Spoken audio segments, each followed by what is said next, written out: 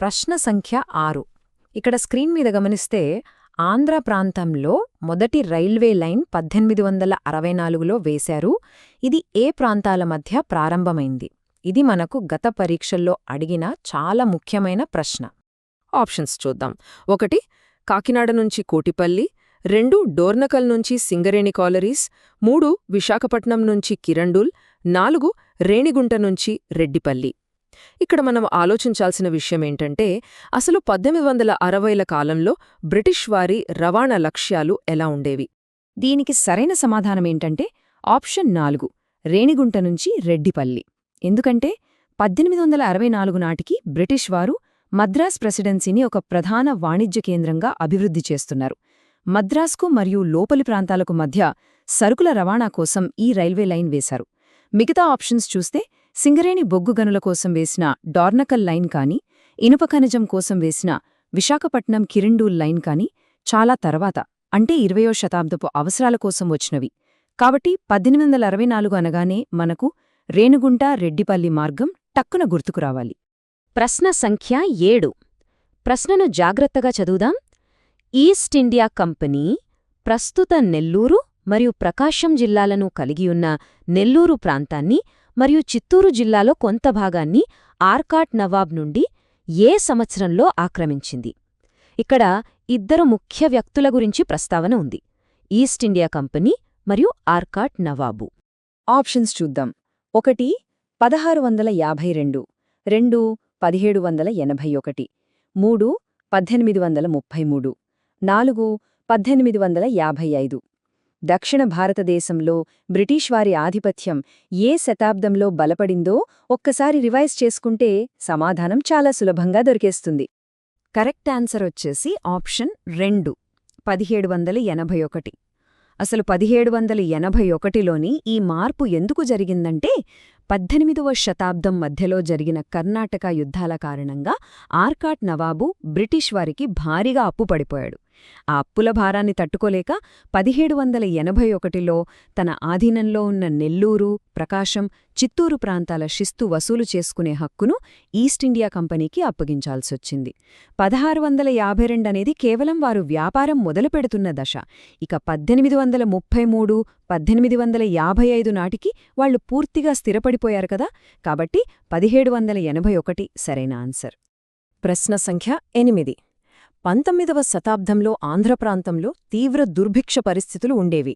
1865-66 మధ్యలో సంభవించిన తీవ్ర కరువును ఏమని పిలిచారు? వాతావరణ వైపరీత్యాలకు ఆనాటి ప్రభుత్వాల దగ్గర సరైన నిర్వహణ లేకపోవడం వల్ల వచ్చిన విపత్తును ఈ ప్రశ్న గుర్తుచేస్తుంది. ఇచ్చిన ఆప్షన్స్ గమనిస్తే 1 కర్నూల్ కరువు, 2 కడప కరువు, 3 గంజాం కరువు, 4 గుంటూరు కరువు. 1865-66 సంవత్సరాలలో ముఖ్యంగా ఉత్తరాంధ్ర మరియు ఒడిశా సరిహద్దు ప్రాంతాలను వణికించిన ఆ మహావిపత్తు ఏ జిల్లాకు సంబంధించిందో మనం ఆలోచించాలి. కరెక్ట్ ఆన్సర్ ఆప్షన్ 3 గంజాం కరువు. 1865-66 సంవత్సరాలలో ఋతుపవనాలు పూర్తిగా ఫెయిల్ అవ్వడం వల్ల, అప్పటి మద్రాసు ప్రభుత్వం సరైన సమయంలో పట్టించుకోకపోవడం వల్ల గంజాం ప్రాంతంలో చాలా భయంకరమైన కరువు సంభవించింది. దీనినే ఒడిషా ప్రాంతంలో నోంక్ దుర్భిక్షం అని కూడా అంటారు. ఇక గుంటూరు కరువు అంటారా? అది 1832-33 ప్రాంతంలో వచ్చిన ప్రసిద్ధ డొక్కల కరువు. కాబట్టి 1865-66 సంవత్సరమనగానే మనకు ఖచ్చితంగా గంజాం కరువే గుర్తుకురావాలి. ప్రశ్న సంఖ్య 9. మద్రాస్ ప్రావిన్స్లో రైతువారీ వ్యవస్థను ప్రవేశపెట్టినవారు ఎవరు? మద్రాస్ ప్రెసిడెన్సీలో వలస పాలకులు తెచ్చిన అతిపెద్ద మార్పుల్లో ఇది ఒకటి. ఆప్షన్స్ చూద్దాం. 1 Elphinstone, 2 Thomas Munro, 3 Macartney, 4 John Lawrence. ఈ నలుగురు ప్రముఖ బ్రిటిష్ అధికారులే. కానీ మద్రాస్ అనగానే రైతుల పక్షపాతిగా పేరున్న అధికారి ఎవరో మనకు వెంటనే గుర్తుకురావాలి. ఖచ్చితంగా సరైన సమాధానం ఆప్షన్ 2 థామస్ మన్రో. అసలు ఈ రైతువారీ వ్యవస్థ అంటే ఏంటంటే జమీందార్ల లాంటి మధ్యవర్తులను పూర్తిగా పక్కన పెట్టి బ్రిటిష్ ప్రభుత్వం నేరుగా రైతుతోనే అంటే భూమిని సాగు చేసేవాడితోనే పన్నుల ఒప్పందం చేసుకోవటం. ఈ విధానాన్ని సర్ థామస్ మన్రో మద్రాస్ ప్రావిన్స్లో చాలా విజయవంతంగా అమలు చేశాడు. ఇక్కడ ఎల్ఫిన్స్టోన్ బాంబే ప్రావిన్స్కు చెందినవాడు, జాన్ లారెన్స్ పంజాబ్ ప్రాంతానికి చెందినవాడు. కాబట్టి థామస్ మన్రో ఒక్కరే కరెక్ట్ ఆన్సర్. ప్రశ్న సంఖ్య 10.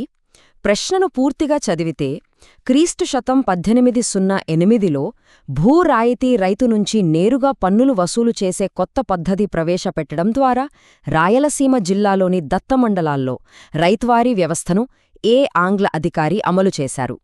దీనిని రైత్వారీ వ్యవస్థ అని పిలుస్తారు.